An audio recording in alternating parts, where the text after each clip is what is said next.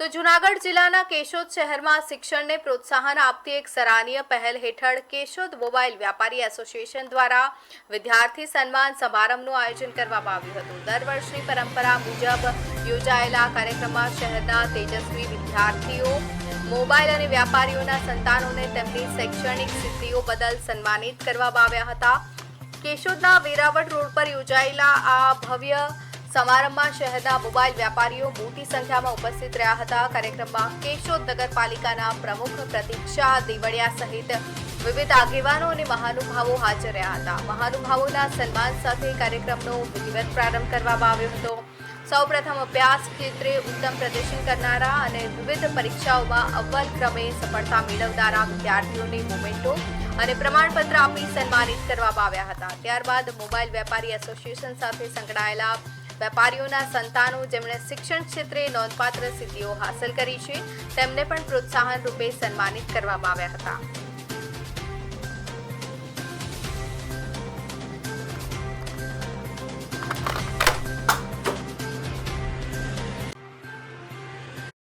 મારું નામ રાજુભાઈ બોદર, કેશોદ મોબાઈલ વેપારી એસોસિએશનના પ્રમુખ। દર વર્ષની જેમ આ વર્ષે પણ કેશોદ મોબાઈલ વેપારી એસોસિએશન દ્વારા કેશોદ કેન્દ્રમાં 10મા ધોરણમાં 1 થી 3 12 સાયન્સ તથા 12 સામાન્ય પ્રવાહમાં જે વિદ્યાર્થીઓએ સારા એવા માર્ક સાથે નંબર લઈ આવેલો હોય તેવા વિદ્યાર્થીનું સન્માન સાથે અમારા મોબાઈલ વેપારી એસોસિએશનમાં આવતા વિદ્યાર્થીઓનું પણ સન્માન અમે રાખેલ હતું।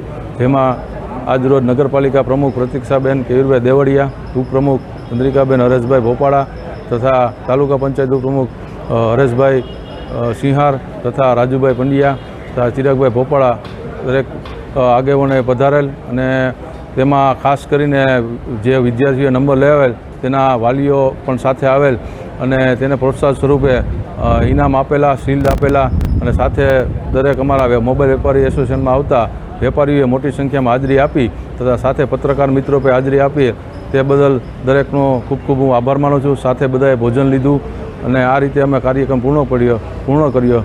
સાથે અમે આ અમારા મોબાઈલ એસોસિએશનના આવતા શિવશક્તિ મોબાઈલવાળા ભાઈ દ્વારા મ્યુઝિકલ કાર્યક્રમ સાથે રાખેલ હતો તે બદલ પધારે સર્વ વિદ્યાર્થીઓ, વાલીઓ, આગેવાનો, પત્રકાર મિત્રો તથા દરેક વેપારી ભાઈઓનો હું ખૂબ ખૂબ આભાર માનું છું।